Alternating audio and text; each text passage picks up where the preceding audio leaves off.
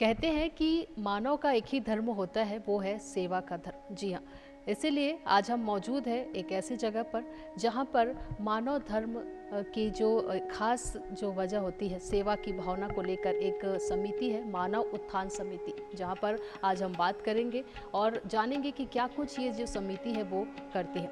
फिलहाल सबसे पहले बहुत बहुत स्वागत है आपका न्यूज़ प्लस 21 में। मैं हूँ आपके साथ ललिता चक्रधारी।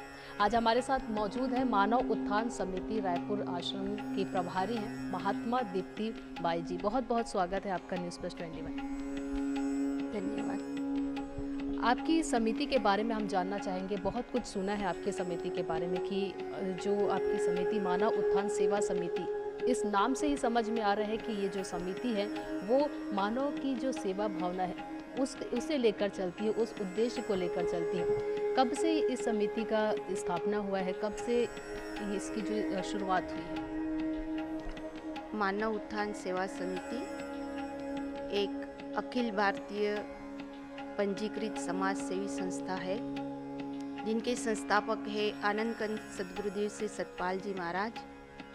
वैसे 1975 से ये संस्था मानव उत्थान का कार्य कर रही है, जिसमें उनका एक ही उद्देश्य है कि मानवता की एक डोर में बंद करके मानव अपने असल लक्ष्य को जीवन में प्राप्त करे। हमारे गुरु महाराज जी है आनंद कंद सद्गुरुदेव श्री सतपाल जी महाराज। उनका प्रवचन जो होता है उसमें वो यही बात कहते हैं कि मानव तू अपने आप को जान। यानी कि जब तक मानव खुद को नहीं जानेगा वो खुदा की प्राप्ति नहीं कर सकता है। तो जब तक हम स्व को नहीं जानेंगे तब तक स्वाध्याय नहीं होगा। तो उसी उद्देश्य से संस्था आज आध्यात्मिक ज्ञान का प्रचार कर रही है। हमारे अनेकों आश्रम भी है और सद्गुरुदेव श्री सतपाल जी महाराज की प्रेरणा से अनेक साधु संत इस सेवा कार्य को करते हैं। हमारी संस्था अध्यात्म ज्ञान के प्रचार के साथ साथ सामाजिक कार्य भी करती है। जैसे रक्तदान शिविर का आयोजन होता है। अभी कोरोना के समय में काफ़ी लोगों को ब्लड की ज़रूरत थी, तो उस समय भी हमारी संस्था ने रक्तदान शिविर का आयोजन किया था। और समय समय पर हमारी संस्था मिशन एजुकेशन का काम करती है। जैसे ज़रूरतमंद बच्चे हैं गांव में, जिसको स्टेशनरी नहीं मिलती है, पढ़ने के लिए कॉपी किताब नहीं मिलती है, तो हमारी संस्था मिशन एजुकेशन का कार्य करके उन तक उस स्टेशनरी की चीज़ को पहुंचाती है। हमने ये भी सुना है कि आपकी जो संस्था है उन्हें गिनीज बुक वर्ल्ड रिकॉर्ड में भी आप लोगों का नाम दर्ज है। किस चीज़ के लिए दर्ज हुई थी? हमारी संस्था को गिनीज बुक वर्ल्ड रिकॉर्ड में नाम आया। गुजरात में सूरत में मिशन एजुकेशन का कार्य हमारी संस्था ने किया। एक ही दिन में 16,404 केजी स्टेशनरी वहाँ बच्चों तक हमने पहुँचाई, तो उसी का हमें एक अवार्ड मिला गिनीज बुक में। तो हमारी संस्था ने ये कार्य किया था। और अभी थोड़े समय पहले ही हमारे आश्रम जो है पूरे भारत में है, तो पूरी संस्था के जितने भी आश्रम है उन्होंने वृक्षारोपण का कार्य भी किया था। क्योंकि कहते हैं ना कि एक वृक्ष 10 पुत्र की बराबर होते हैं, तो इसीलिए संस्था वृक्षारोपण का कार्य भी करती रहती है। आपकी संस्था, आपने बताया कि पूरे भारत में है, कौन कौन से जगहों पर वो है आपकी जो संस्था? वैसे तो हमारी मेन जो ब्रांच है वो दिल्ली में है, पंजाबी बाग, और हरिद्वार में भी हमारा आश्रम है। वैसे जो मुख्य जिले होते हैं जैसे रायपुर है, छत्तीसगढ़ में काफ़ी जगह पर है, भिलाई में भी है, जगदलपुर में भी है, और अंबिकापुर में है, बिलासपुर में है। वैसे पूरे भारत में जगह जगह पर हमारा आश्रम है। और सभी आश्रमों में सद्गुरुदेव श्री सतपाल जी महाराज की प्रेरणा से साधु संत उस आश्रम का कार्यभार संभालते हैं। आपकी संस्थान जो है वो अभी और कुछ क्या नया करने की चाह पे है? क्या लोगों के लिए और कुछ नया लेकर आ रही है?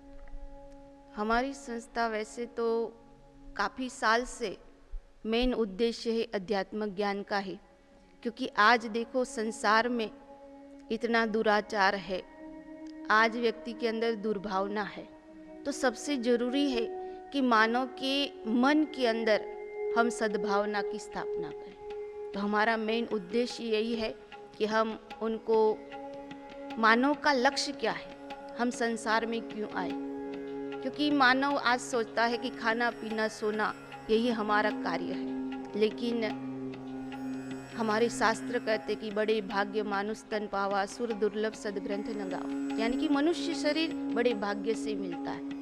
तो ये शरीर क्यों मिला है, इस मानव शरीर का लक्ष्य क्या है, उसी के लिए हम ज़्यादा से ज़्यादा इस धर्म का प्रचार करेंगे और लोगों को जागृत करेंगे। जैसे राजकुमार सिद्धार्थ थे, उनकी जब आत्मा जागृत हुई तो वो देखो भगवान बुद्ध बन गए। ऐसे ही संसार में जो सोए हुए जीव है उनको जगाने का कार्य हमारी संस्था आगे भी बड़े जोर शोर से करेगी और जीव को एक नया राह दिखाएगी। तो चलिए यहाँ के और भी सदस्य हैं, उनसे भी हम जानकारी लेते हैं। सीमा गंजेर हमारे साथ है।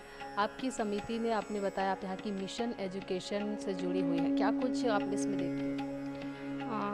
मैं इस संस्था में जुड़ी हुई हूँ, ये मेरा सौभाग्य है कि ऐसे संस्था में मुझे सदस्य बनी हूँ। ये मेरा तो परम सौभाग्य यही कहूँगी, क्योंकि हमारे जो फाउंडर हैं श्री सतपाल जी महाराज जी, वो अध्यात्म ज्ञान का तो प्रचार कर ही रहे हैं, लोगों के बीच में अपने पावन नाम का ज्ञान प्रचार कर रहे हैं और हमको भी उस पावन नाम का ज्ञान हुआ है।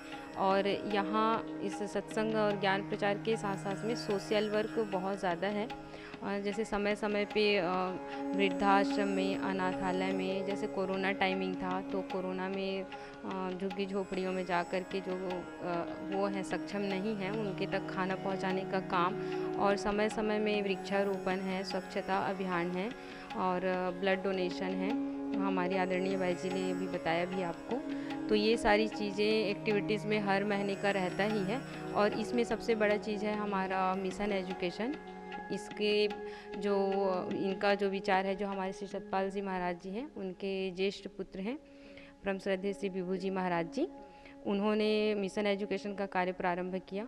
तो मिशन एजुकेशन में हमारी संस्था की तरफ से ये रहता है कि जो बड़े स्कूलों हैं या अच्छे सोसाइटी के लोग हैं जो दान करना चाहते हैं बट कर नहीं पाते हैं, तो उनके माध्यम में हम लोग एक मिशन एजुकेशन का एक बॉक्स लगा देते हैं। जैसे बड़े स्कूलों में गए जहाँ के बच्चे दे सकते हैं, एक पेन, कॉपी, पेंसिल जो भी अपनी स्वेच्छा से दे सकते हैं, तो हम उस कॉपी, पेन, पेंसिल का ही दान लेते हैं। उसको इकट्ठा करने के बाद में हम ऐसे स्कूलों में पहुंचते हैं दूरांचल एरिया में जहाँ के बच्चों को क्या है, बुक्स तो गवर्नमेंट प्रोवाइड कर ही देती है बट स्टेशनरी पेरेंट्स भी बहुत कम दे पाते हैं।